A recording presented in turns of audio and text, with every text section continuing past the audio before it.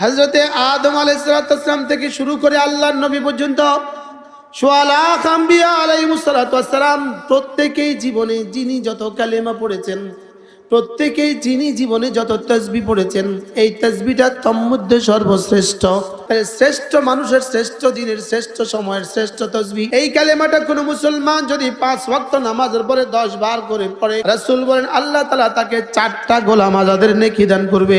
আপনি জিজ্ঞেস করবেন হুজুর 4টা গোলাম আজাদের নেকি দিয়ে আমি কি কি পাবো? উত্তর হবে 4টা গোলাম আজাদের নেকি দিয়ে আমি কি কি পাবো এটা জিবরিলও জানে না। জিবরিলের কল্পনা যেখানে গিয়ে শেষ হবে, 4টা গোলাম আজাদের নেকি সেখান থেকে শুরু হবে।